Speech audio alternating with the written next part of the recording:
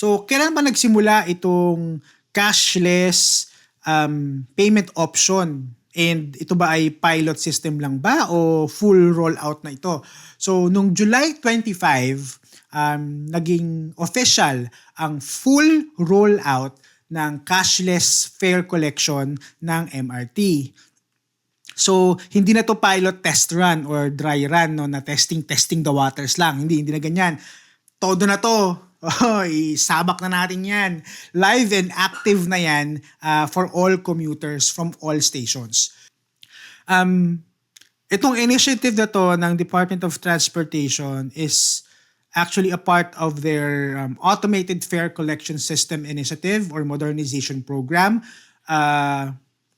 which is part of their broader efforts to eventually digitize public transportation. Kasi, di ba, sa ibang bansa, almost all digitized na sa bus, sa trains.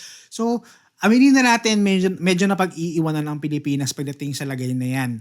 So ito, sinisimula na ng DOTR na gawing digital ang pag-collect ng payment sa mga public transportation.